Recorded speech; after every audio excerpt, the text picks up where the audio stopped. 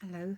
I did tell you guys that I would be having a follow-up video to explain where I was coming from the first one I did, Divide and or Spellbound, you know. Anyway, sorry about that, bit late in coming, but it's only my opinion. I'm just telling you that, it's my opinion, So anyway, is how I sort of think we've been purposely divided from cradle to grave, really, you know what I mean? So I'm going to go straight into it, okay? So we know that schools and later universities are a useful tool in moulding our young minds, but none more so than the universities of the elite, such as Oxford, Cambridge, Yale and Harvard, which also invite a selected few into the inner circle of a secret society. Then to reinforce the sense of belonging and entitlement, of rituals are also introduced. Rituals enhance and cement our way of thinking. So it's hardly surprising that most of these young people will end up in even larger societies later on. I think this is sad, don't you reckon? That, rather than having faith in their individuality, they rejoice in being a member of a pack, Anyway, the elite know there is a time in adolescence when the young fire on all cylinders to feel their place in society counts. This is healthy evolution, it's so important, isn't it? However, the young don't always realise those who support them come with their own agenda. This is... So anyway, we're going with what's a here and now, so straight in. The New World Order was once thought of as a conspiracy theory. Now we actually can obtain a copy of the World Economic Forum's intentions to gather the world under one umbrella of control. But there are others in this great big jigsaw. Yeah, there is.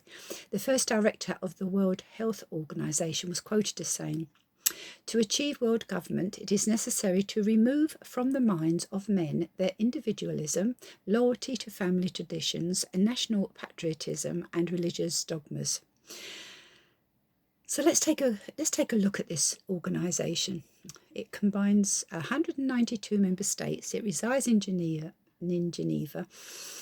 Its representatives pay no tax. They are accountable to no one and also have diplomatic immunity. Over 80% of their funds come from stakeholders such as Big Pharma. And the last I heard, Bill Gates is the second biggest donor to this organisation, which should still send warning bells after the pandemic. With his influence. Yet we're about to embark on giving the World Health Organization power over our government to rule on health, vaccine rollouts and lockdowns for the future in any kind of, our own King Charles believes the new reset propagated by these organisations, the WHO and the WEF, will require, in his words, a vast military-style campaign. Good God. I'm sure people enter politics. I know this anyway. I think, people do enter politics believing they can make great changes in society. But in truth, many manifestos are seldom completed to the satisfaction of those who voted for them. There'll always be the homeless. Law and order will never be achieved, and our health system will always be lacking, and there'll always be potholes in the road. Meanwhile, our leaders, on leaving government, are rewarded with lucrative positions within these elevated organisations. So the incentive to speak out against the elite while in office is seldom witnessed, enabling corruption to thrive, and those who do speak out are often silenced or even expelled by their own party in order to maintain the status quo. We've seen this, haven't we? It's not only the young that have idols. That's an old-fashioned term, isn't it? Sorry, guys, to my grandkids. Ooh. We witness this fawning part of human nature at the gatherings of the elite, the WF, Hollywood, etc. And in all of these gatherings, they boast of philanthropy, which I can never say that word.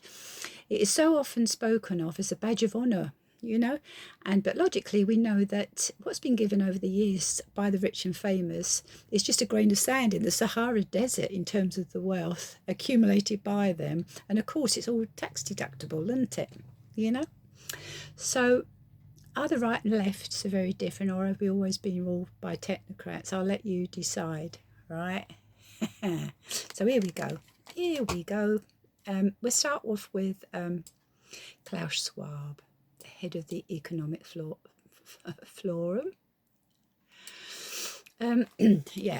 Klaus Schwab, born 1938, father Eugene Wilhelm Schwab. His parents moved from Switzerland to Germany during the Third Reich in order for his father to assume the role of director of an industrial company, which was an integral part of researching and developing turbines for the creation of nuclear weapons for the Nazis. As a young man, Klaus attended Harvard University, where he first met his hero, Henry Kissinger. Kissinger has been an advisor to no fewer than 10 presidents in the USA and is held in godlike esteem to many on the right. It was Kissinger's influence that guided Schwab's goal for the next 40 years. Wow. Only recently, at the World Economic Forum event, Klaus was quoted as saying, "Dr. Kissinger, our satellite time is running out. What wonderful opportunity to conclude our week here with such concrete proposals and ideas on how we can really create the new world order."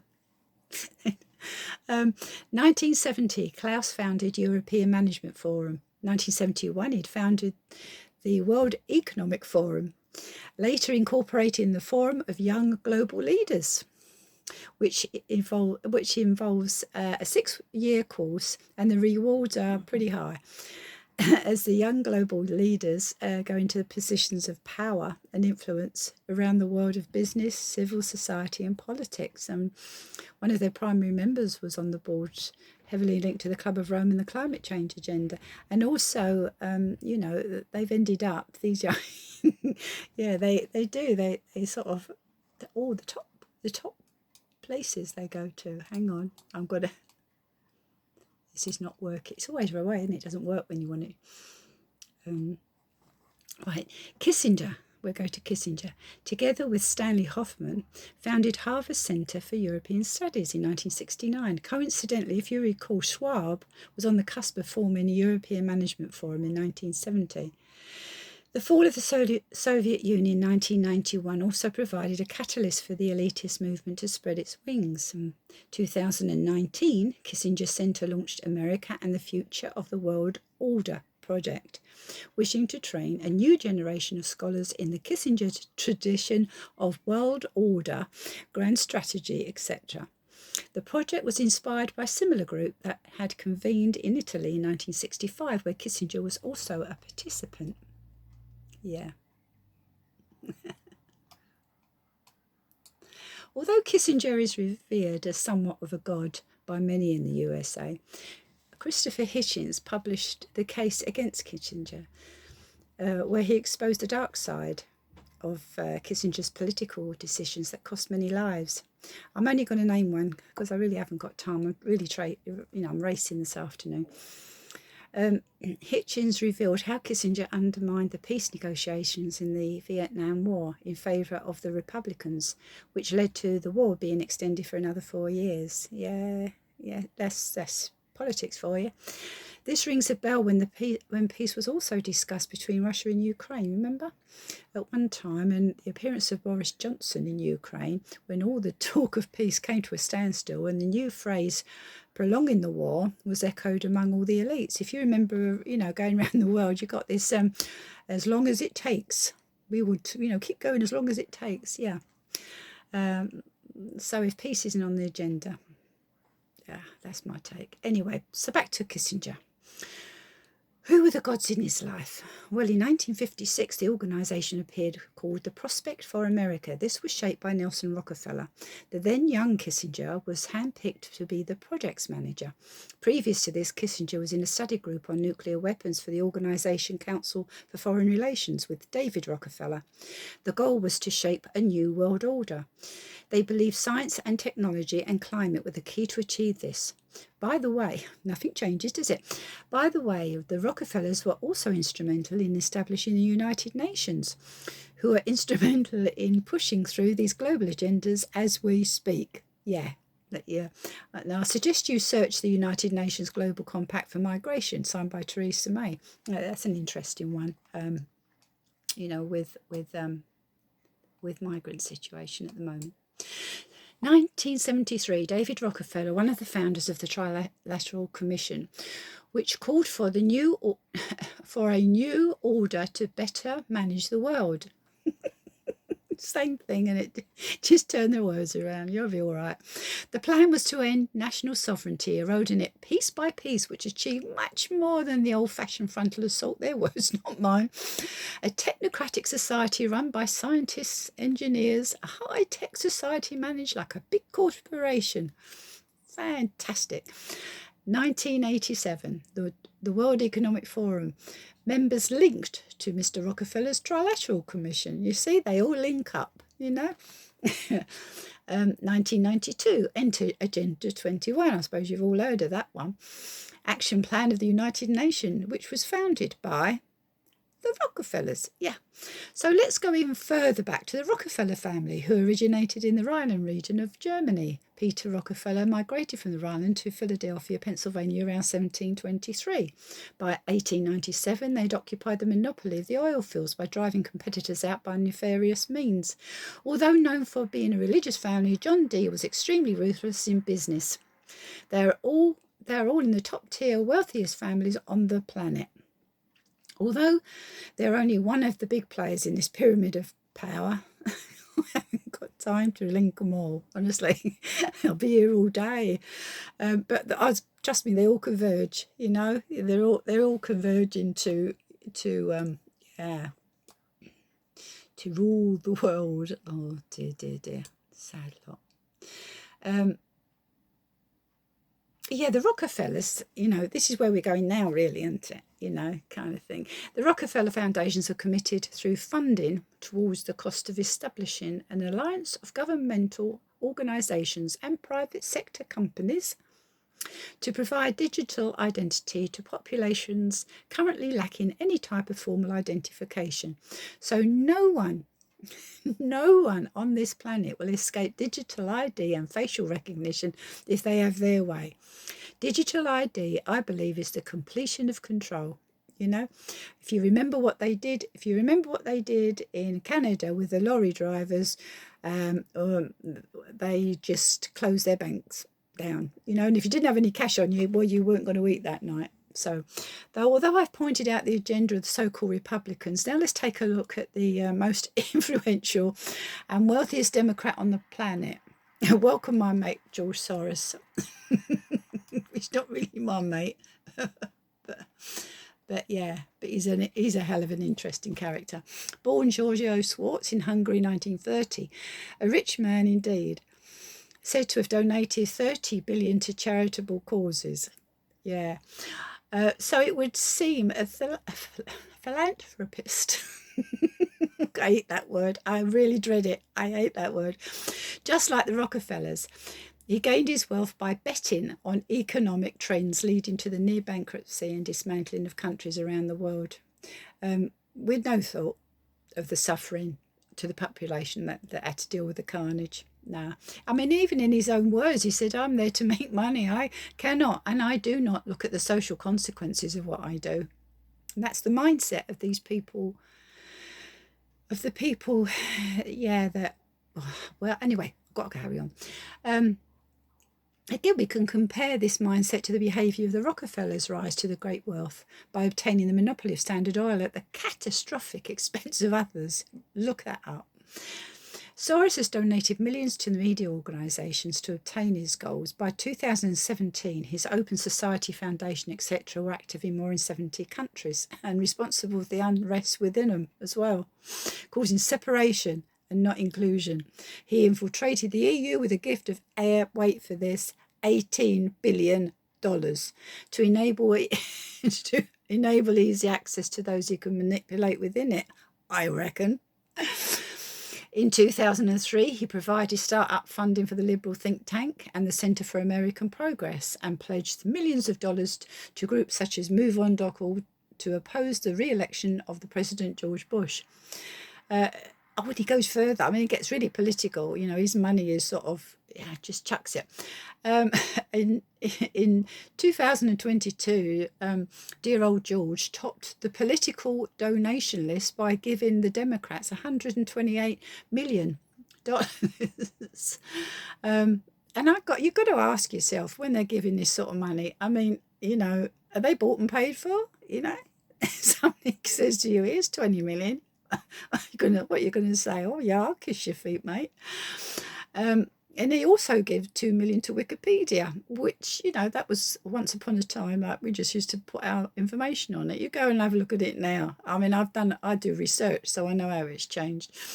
I could go on and on how deep his influence perpetrates society. So a true Democrat, you may think, for the love of his adopted country, yet he's quoted as saying, the main obstacle to a stable and just world order is the United States. Yeah, I mean, he just want, I mean, and he talks about overturning, you know, that country is like his own country, like as he's done others. I mean, crazy.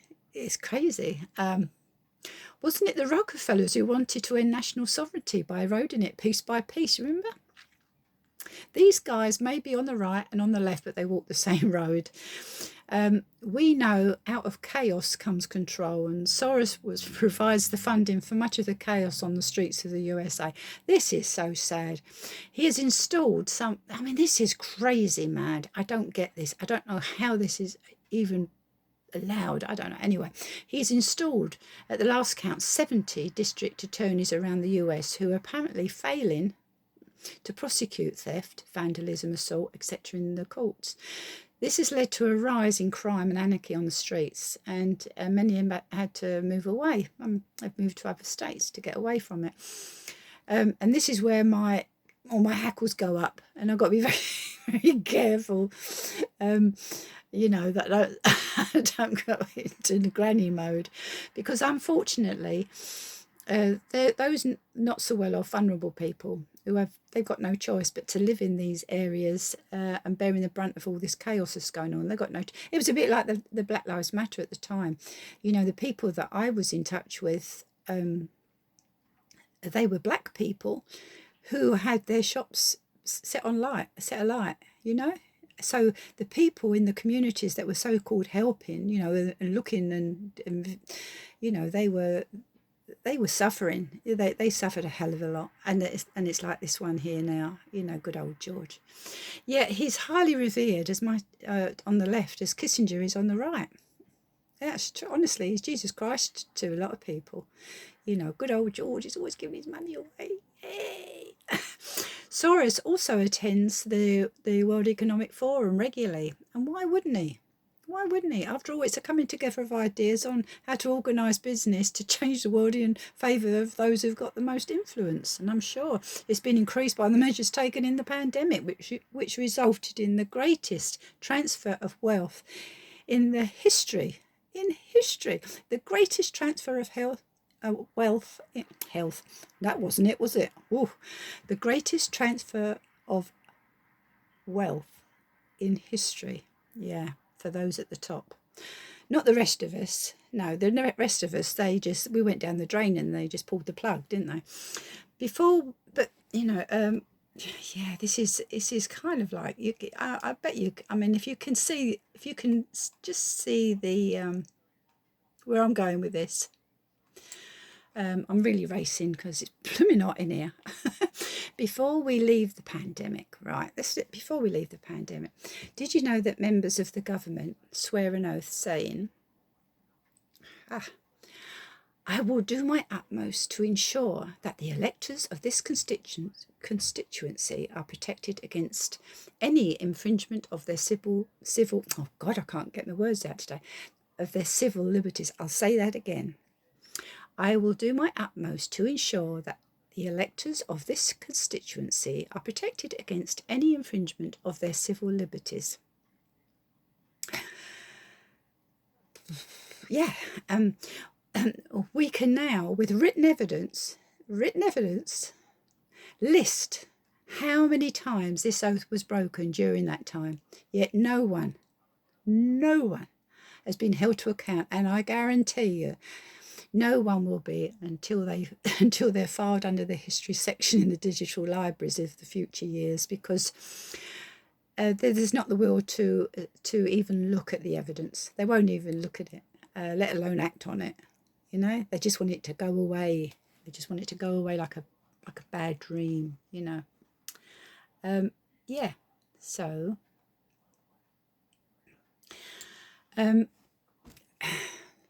Tony Benn MP. He's dead now. But for me, he was a man of honour, you know, and he saw globalisation coming. He saw the global elite. He looked at it all and thought, oh my goodness, this is going back donkey's years. And he said, if democracy is ever to be threatened, it will come from disenchantment, cynicism and despair caused by the realisation that the New World Order meant we're all to be managed and not represented. Yeah, what a wise, oh my gosh, that bloke, he was wise beyond compare. That's for me, you can tell, can't you? Yeah, I like Tony. I believe here we go again. Right, I'll take my teeth out in a minute and I'll do better. I believe democracy is a myth of which we're all spellbound into believing. I say that seriously, really. I do believe that democracy is a myth. We're all spellbound into believing, pushed by social and mainstream media who work within an agenda to keep us manacled within our own belief systems. Yeah. Having been encouraged by our response to the pandemic and witnessed how successful the suppression of the evidence has been thereafter, they will continue to throw carrot and stick energies our way in the future to complete their mission of their new world order. But it's not what comes at us. It's how we receive those energies that gives them power. It is. Einstein said the world that we've created is the product of our thinking, and it can't be changed without changing our thinking. And that's so true. See, my concern throughout the pandemic was watching logic being replaced by fear and inclusion being replaced by separation at the behest of the elite. A lot of things I just looked at and go, well, that's it. It made no sense. I was looking at what Boris was saying in the evening, and I was looking at the statistics that were out there to be looked at, and nothing was tallying up. They continue to stoke the fire of separation between race, gender and climate, you know. And this will go on and on and on, simply because it works so well to divert attention away from the next stage in the game. It's very important for them to keep us all separated, to keep us all confused.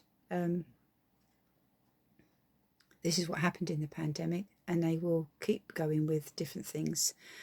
I mean, I remember doing a vid about Black Lives Matter, and in that vid, right at the end of it, I said, while you're all up in arms about Black Lives Matter, just see what's around the corner with the World Economic Forum. You see, because once you see their tactics of how they work, you can't unsee it. And it's not depressing, it's interesting, and you don't live in fear. You kind of look, you look at it, you look at the world in a whole different way. It's very freeing when you look behind the curtain. It really is. Today our society is riddled with separation. It literally is from the cradle to the grave. I mean, I'll give you an example. Like babies, they recognise the scent of their mother even before they come into the world, before they're born. Each mother's scent is unique. You don't know that? I don't know. However, our nurseries now encourage separation as early as 2 months. Imagine it, little 2-month-old babies, the smell of their mum's gone, and some of the babies don't get picked up till 6 o'clock. Aristotle said, "Give me the child until he's 7 and I'll show you the man." Now, why was that? Was because we derive our memories from feelings of the past that can affect how we perceive life in the future. When you have a memory, when you have a memory, you don't just have a memory, you have a feeling, and then the picture comes. So, our memories of our little ones is pretty important. In the first 7 years, Aristotle knew what he was talking about. We interact with a connection of energy, whilst our physical enhances with sight, smell, and sound. But I'm talking to you, but you can feel my energy. Poor things. But so we interact with energy. The words come out, but we're interacting with energy all the time. And it's all been I don't know what they're doing to us all now with all the different things coming at us with gender, race, and climate and everything else, and we're all looking at each other and going, "Oh, anyway." It's like the wisdom of the elderly. It's not one of IQ. When they talk about, a wise old man or anything, it's nothing to do with IQ. Good God, I'm far from clever. I'm not clever for anything. But it's merely experience a length of time unknown to the children and the grandchildren. You weren't there when my kids, my grandkids. You didn't experience what it was like in the 50s, 60s, and 70s. I was there. So that's where the wisdom comes in, and how people felt in those times. What was going on. The energy of those times. And if you can relate that to your own children, it can stop making mistakes in the future. If you say, well, this is what happened, and I can feel it happening again, mate, These forgotten times, they really hold an energy, and they're for the elderly. They can recall in detail the feelings of those times, and they can't remember what happened yesterday. But the young, they dismiss elderly as irrelevant. You're sort of like, no, well, it's Nan. Yeah, let her off. They're probably doing that now when you look. When I send this off to them, whenever we're going, oh well, no, not, oh God, not her again. However, the past, it does determine the decisions for the future, and if we ignore our past mistakes, we're doomed to repeat them. We will. This is why, and this is another important thing of what's happening to the young now, with the history, with all this history, and we've got to do this and we've got to do that. Our knowledge of history, whether it's good or bad, it's the compass of our future. Think about that. Our history is the compass of our future, and it shouldn't be erased or condemned or glorified. You should not know any of those things. You should never erase, condemn, or glorify history. History is history. You learn from it, and you shouldn't allow. And I'll be honest with you, and I know my grandkids will probably look at me saying, "Ooh, ooh." You shouldn't let the young have control over our history. It's not their history to have control over. You can look at it, you can question it, you can say the people that lived in those days were awful people and everything, but you can't erase it. You can't walk around taking statues and doing everything else. You want to be looking at those and you're learning from it. You can't erase it, and you can't glorify it either. You don't want to you look at it for what it was, and that's it. End of, and learn from it. Anyway, as I said in my previous vid, the energy of balance can lead us away from separation and back to inclusion.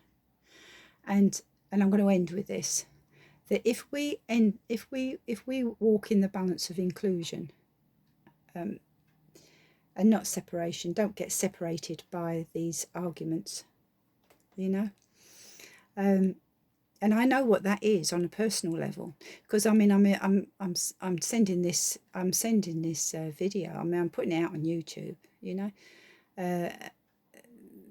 because that's me. I write to my MPs and stuff, and if I've got something, I want to get it off my chest. And also I didn't explain my first vid, so I thought, right, I've got to put this out there, then I can I can go and relax, get on with my life.